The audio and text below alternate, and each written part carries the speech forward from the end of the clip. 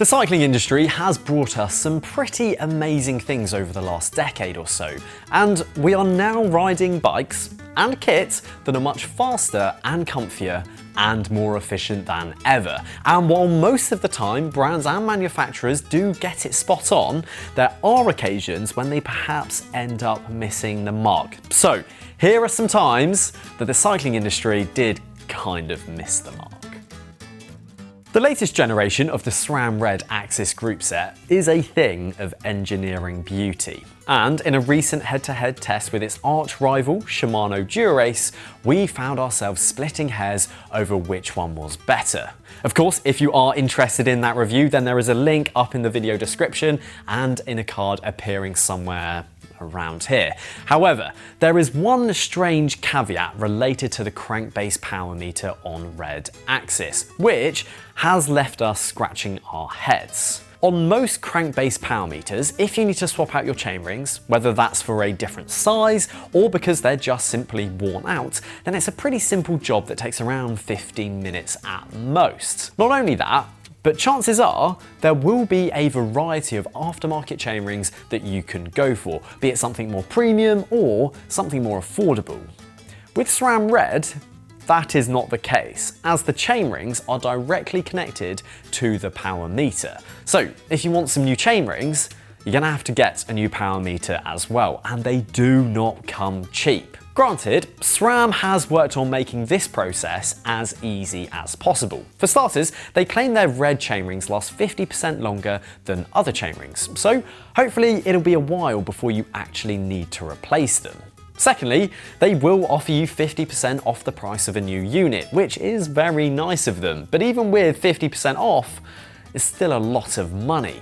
SRAM claims that directly attaching the chainrings gives the best possible power accuracy and the lowest weight, and for some people, that will be very important. However, I bet if you asked a large sample of riders, nearly all of them would go for the more standard setup of being able to quickly and affordably replace their chainrings.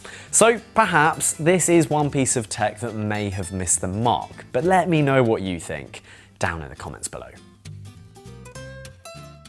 If we were to believe the marketing hype, then we'd probably end up thinking that if it's made from carbon, it has to be the best. However, as with a lot of these things, it's not quite that simple. Granted, a top spec carbon frame will nearly always perform better than a budget aluminium one, but hey, it costs 5 times more, so I'd expect it to be a whole lot better.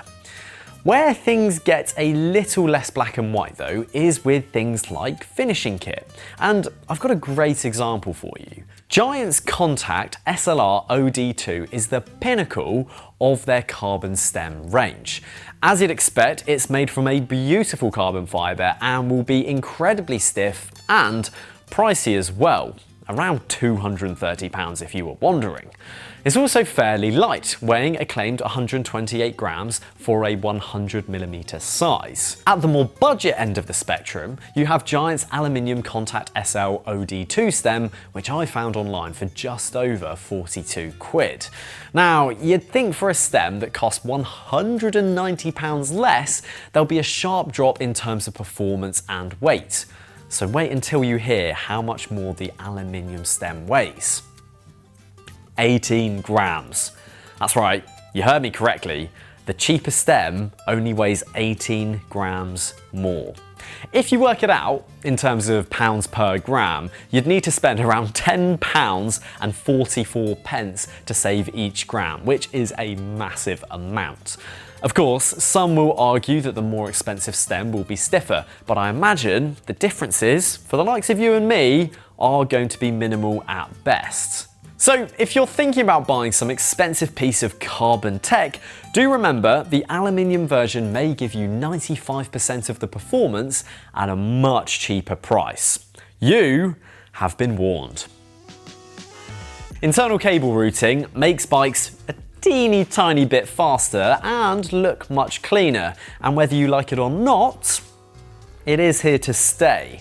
Fortunately, brands are now doing a much better job of making internal gear and brake cables easier to live with in terms of both faff time and maintenance. Wind it back a few years though, and it's a whole different story. Now, there are a lot of examples we can pick out for tricky cable maintenance, but one that immediately springs to mind is the old Specialized Venge-Vias rim brake model. This was seen as the pinnacle of aero rim brake tech when it was released back in 2015, and there's no doubt it was a fast bike. However, you only have to look at those proprietary brakes and full internal cable routing to realise it wouldn't have been the easiest bike to work on. Plus, getting hold of replacement parts would have meant going to a Specialized approved dealer. Obviously, this bike came out at a strange transition time when bike brands were wondering whether to go all in on disc brakes. So I suspect the rim brake Venge-Vias was made out of necessity rather than desire. But to be honest, I'm sure most of us are glad to see the back of those uber complicated proprietary setups, even if they were the pinnacle of tech back in the day. I've spoken in a previous video about the law of diminishing returns, which basically means the more you spend, the less you get. Whether it's frame sets, shoes, group sets, finishing kits, or even complete bikes, the gap in performance between mid-tier and top tier is often marginal at best, even though the price difference could be substantial. Again, there are loads of examples to choose from, but a classic for me has to be the difference between the Shimano Dura-Ace and Ultegra cranksets. A quick look online and I found an R8100 series Ultegra chain set from about £150 to £200. The R9200 Dura-Ace equivalent can be found from anywhere between £380 and £430, so it's a substantial price difference. And the weight difference between them, well, it does depend on crank length and chainring size, but it's around 19 grams. Just like the giant stem I mentioned earlier in this video, it's almost an insignificant amount of weight.